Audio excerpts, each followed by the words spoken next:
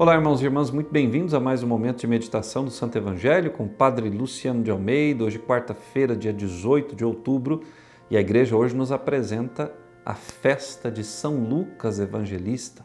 Lucas que escreveu a nós tudo aquilo que viu e ouviu dos apóstolos de Jesus, todas as experiências desses homens com seu Divino Mestre. E antes de nós irmos para o Evangelho, eu novamente quero te convidar a deixar o seu like. Tanta gente tem assistido os nossos vídeos, 2.000 visualizações, mas pouquíssimas pessoas deixam o seu like. Deixe, não custa, é só ir lá e clicar na mãozinha e você já deixa o like e o YouTube vai entender que esse nosso conteúdo é relevante e vai distribuí-lo para outras tantas pessoas. E também quero te convidar a nos ajudar financeiramente a manter esse canal pelo Pix. E agora eu quero te convidar a tomar o Evangelho escrito pelo próprio Lucas para meditarmos com ele a palavra de Jesus. Lucas 10, versículos de 1 a 9. Naquele tempo, o Senhor escolheu outros 72 discípulos e os enviou 2 a 2 à sua frente a toda a cidade e lugar aonde ele próprio devia ir. E dizia-lhes: a messe é grande, mas os trabalhadores são poucos. Por isso, pedi ao dono da messe que mande trabalhadores para a colheita. Eis que vos envio como cordeiros para o meio de lobos.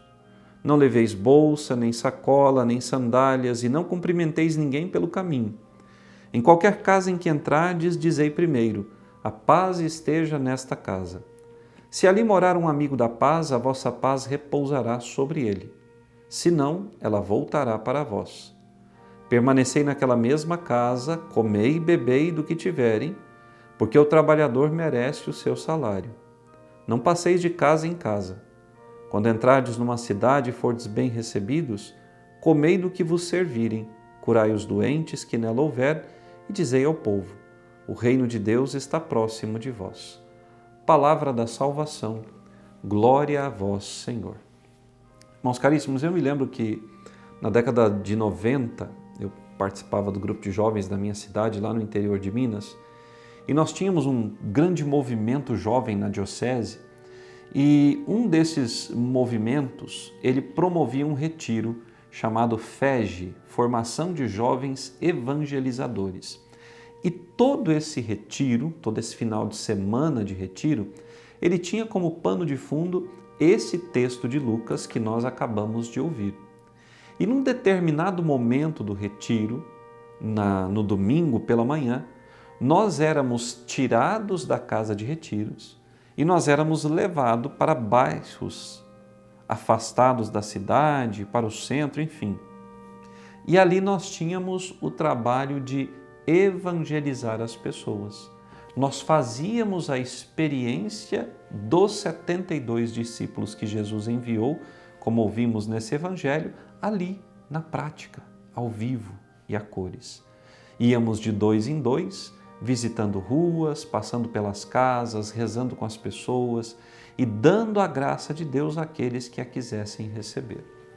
E eu me lembro que naquele domingo pela manhã, eu e uma amiga, a Luciana, que era minha companheira de grupo de jovens, nós visitamos uma casa e naquela casa estava uma mãe com 2 crianças.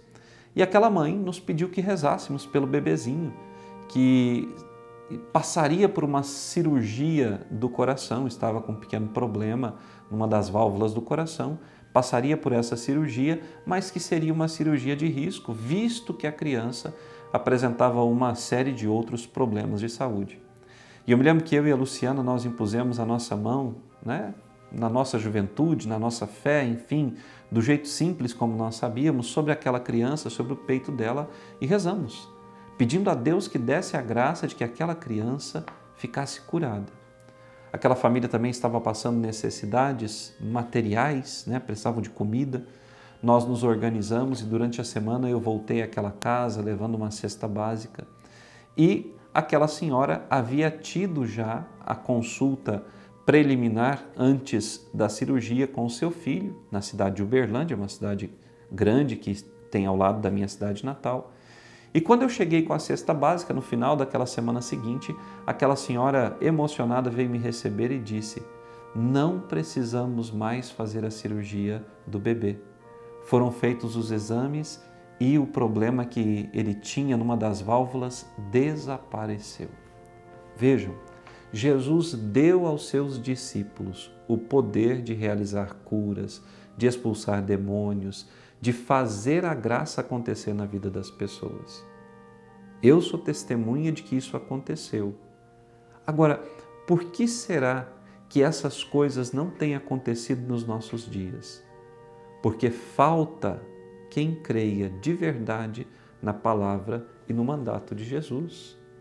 Jesus, quando enviou os 72, pediu a eles que não levassem bolsa, não levassem nada, ou seja, não levassem a sua segurança humana, a sua sabedoria humana, o seu modo humano de fazer as coisas, mas que fossem inteiramente livres de si mesmos, mas preenchidos por Ele e pelo seu Espírito, e que assim todas essas coisas seriam realizadas. Expulsaram demônios, curaram doentes, pregaram a conversão, transformaram a vida de tantas pessoas, se hospedaram nas casas, foram acolhidos, comeram do que tinham, saíram dali bendizendo e glorificando ao Senhor. E por quê? Porque com o coração vazios de si mesmos, mas cheios da graça de Deus, eles experimentaram o poder de Deus agindo. Irmão, irmã, quanta coisa Deus não poderia fazer na sua vida, na sua casa, na sua família, no seu ambiente de trabalho, entre os seus amigos, na comunidade da qual você participa, se você se despisse das suas seguranças humanas, dos seus conhecimentos humanos e se revestisse da veste do Espírito Santo e dos conhecimentos que esse Espírito pode colocar no seu coração. Quantas pessoas seriam libertadas pelas palavras que saíssem dos seus lábios se você de fato deixasse que Deus falasse através de ti e não você quisesse tomar para si a autoria de todas as coisas. Quantos milagres nós veríamos acontecendo mundo afora se de fato os cristãos tomassem posse do envio, do chamado e do poder que Deus nos fez. Todos nós fomos chamados, no dia do nosso batismo, a sermos como aqueles 72. Muitos de nós que fomos crismados, que confirmamos a nossa fé, temos essa autoridade espiritual. Mas o que tem acontecido? Nós temos cedido às ciladas e às provocações do mundo e temos deixado de lado a graça de Deus. E essa graça vai sendo anulada, vai sendo esquecida e os sinais do Senhor não vão sendo mais vistos pelo mundo. O primeiro sinal que o mundo precisa ver somos eu e você, ou seja, o nosso testemunho pessoal de vida, o nosso crer verdadeiramente no Senhor. Então hoje eu quero te convidar a deixar-se revestir dessa autoridade espiritual e moral com a qual o Senhor já te cumulou e a fazer uso dessa autoridade no contato com os teus irmãos e irmãs. Anuncie sem medo. Se tem alguém doente, coloque a mão sobre essa pessoa e reze, peça a graça da cura. Mas é preciso entender que a graça para agir e fluir através de nós precisa encontrar esse canal que sou eu limpo. Por isso, então, antes de fazer algo em nome de Jesus, busque a confissão.